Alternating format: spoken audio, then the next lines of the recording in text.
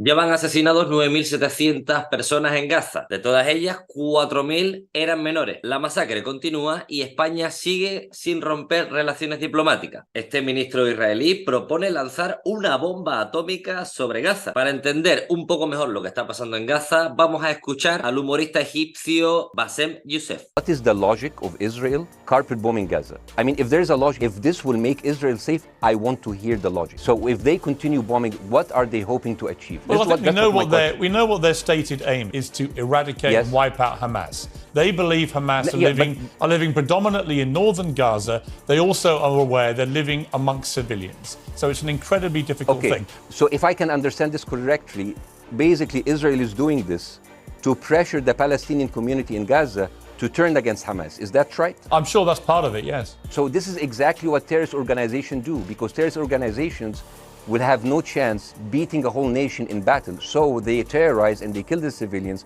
in order to spread fear and terror so they can turn against their government to change their policy or to resign. You have just compared Israel with ISIS. The Israeli defense minister, he said, those are human animals.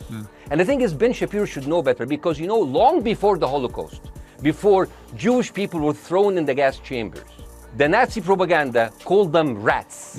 Now, as a human being, I will never accept that another human being being thrown into a gas chamber, but a rat, kill 10, kill 1,000, 3,500. They are son of a bitch. They are human animals who live in open sewage and decapitate babies. And because of that propaganda, Mr. Morgan, that guy in Illinois, the 71 years old guy, he killed, stabbing the 6-year-old Palestinian kid in Illinois 26 times. And he used to play with him. They used to be friends. But he went in, marching into their apartment, stabbing his mother and killing him, shouting, all Muslims could die. Yeah. It took you 80 years to change one word from Jewish to Muslim.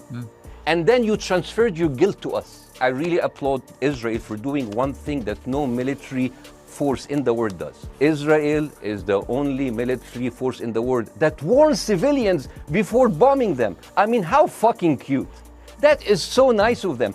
Because with this logic, if Russian troops started warning Ukrainians before bombing their houses, we're cool with Putin, right?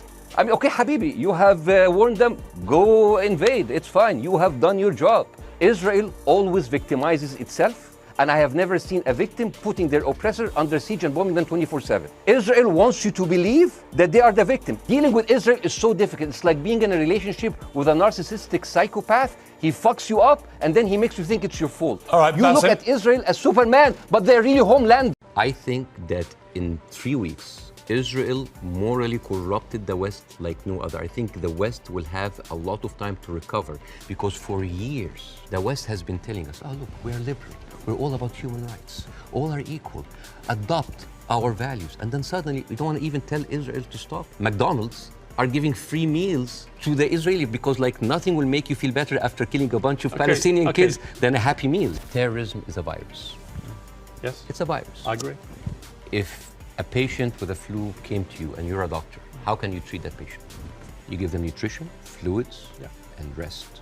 So the immunity of the body gets rid of the virus on its own. If I received that patient with a flu and I took a sledgehammer, it's like, why are you not getting better? Do you think that patient will get better? No. You are weakening him. You are making him worse. Israel did not just like weaken the body of Palestinians, making them unable to get rid of hate and radicalism. If it takes you all of that time, all of these civilians, to take out a few hundred guerrilla fighters. We don't even know if the casualty numbers are correct, because they're all coming from Hamas. And we should believe Israel? No, not necessarily, no. We don't know how many Hamas terrorists have been killed in the last 3 weeks. We just don't know, do we? So basically, we're dealing with a very incompetent military force that has been sucking America dry for years, and then they cannot do the job. But how else do they get rid of Hamas? Not like that. How do they do it? I don't know, but not like that. They've been trying the same thing for years. This is not an eye for an eye anymore. This is an eye, a limb, a life, a house, a neighborhood, a whole population for an eye. And this is very important to look at things in context. When you see how Israelis talk inside their community. There was a very famous post by the speechwriter of Netanyahu. He said, what is so horrific about understanding that the whole Palestinians people are our enemies? All of them are enemy combatants. We should kill them, kill their mother. destroy their homes, the homes that they raised those snakes, so no snakes will be raised in this house anymore. And this was reposted by the Minister of, wait for it, Justice. Other people said, why aren't you taking in any Palestinians? Why is Egypt not taking Palestinians? Why does the Arab world want to constantly attack Israel without actually offering any place to go for the Palestinians? That is exactly what Israel wants. And that is exactly what might actually starts Third War III. This is the war solution. These are their lands. And then suddenly take them. Why? So they've been basically kicked around from their homes. And now another country should take them? You see what would happen? Because Israeli official has been talking openly about this. It's like, why don't they just go in Sinai? Why they go?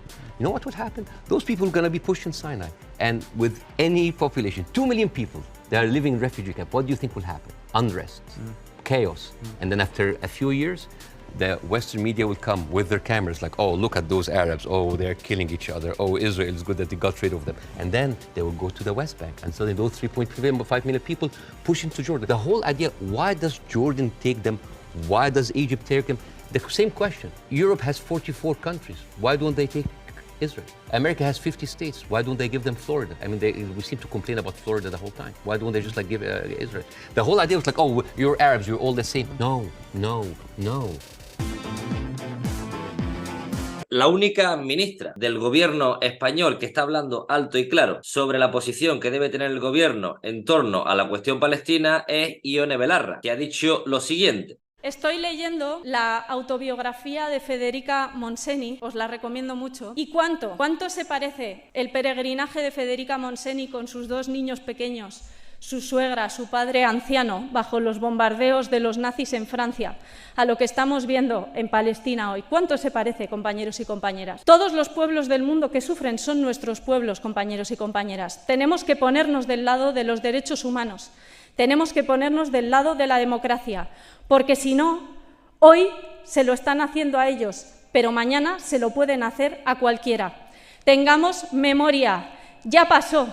A España ya la dejó tirada toda la comunidad internacional. No hagamos lo mismo, apoyemos al pueblo de Palestina frente al Estado genocida de Israel. Así que no olvides suscribirte para mantenerte informado sobre lo que está pasando en Gaza, sobre el genocidio que está cometiendo Israel sobre el pueblo palestino.